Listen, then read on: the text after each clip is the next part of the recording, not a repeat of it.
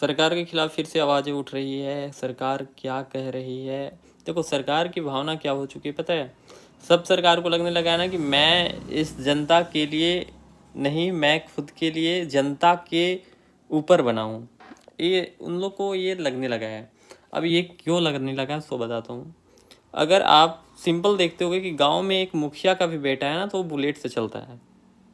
अरे बढ़िया गाड़ी से चलता है वो, बढ़िया गाड़ी से चलता है सर, बढ़िया गाड़ी से चलता है। आम जनता छोड़ो, हटाओ, कुछ ज़्यादा ही हो जाएगा। इतना मराया हुआ सरकार बन रहा है ना इस देश में, मैं गाली देकर बोल रहा हूँ।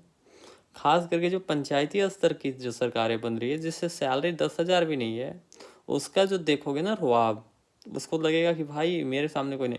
वही 4 साल 5 साल के बाद तो हटना है उसको, तय है। लेकिन क्या करता है कि कुछ चुतिया ऐसे बैठे हैं गाँव में लोग, जो अच्छे लोगों को भी प्रेरित कर देते हैं उन लोगों को सरकार बनाने के लिए। तो ऐसे लोगों से बचिए। और मेन दिक्कत क्या है पता है सर, कि जो चुतिया सरकार होता है उसको तो पता है कि हमें सत्ता में रहना है। लोग भले कहता है कि एक वोट एक मूल्य, लेकिन भाई ऐसा नहीं हो रहा है। हमें कभी कभी लगता है कि जिसको जो सरकार पसंद है उस सरकार को उठा ले। मैं एक नियम पे बात कर रहा हूँ। जैसे मान लीजिए कि दो सरकारें हैं, एक मान लीजिए 51 वोट से और एक 50 वोट से, तो 50 वोट वाला तो पीछे हो गया ना एक वोट से, तो उसे भी उस चुनाव में आने की मौका दिया जाए। क्योंकि सरकार को ये समझना चाहिए, या हमारे भारत के जो चुनावी राजनीति सत्ता है इसको समझना चाहिए कि जब वो 50 तक आ सकता है तो एक दो चुतिया के चलते ही वो हारा होगा, उसे बनाया जाए।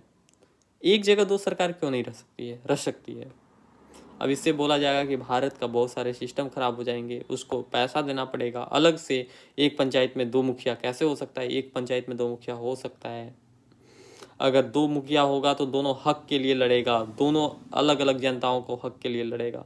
भाई हमें सिर्फ एक ही मतलब है कि जो आप बना रहे हो उसमें आपका कितना फ़ायदा है, ना कि जो बन रहा है उसका कितना फ़ायदा है। सही देखा जाए तो मैं अच्छे बोल रहा हूँ, आपको थोड़े से लग सकते हैं उल्ट पटांग, पर सोचना आराम से कि जो मुखिया को आप बना रहे हो, जो विधायक को बना रहे हो, आप जो सरपंच को बना रहे हो, उससे आपको फ़ायदा कि आपसे वो फ़ायदा लेने के चक्कर में बना हुआ है। इस चीज़ को ध्यान दोगे अब के जनरेशन।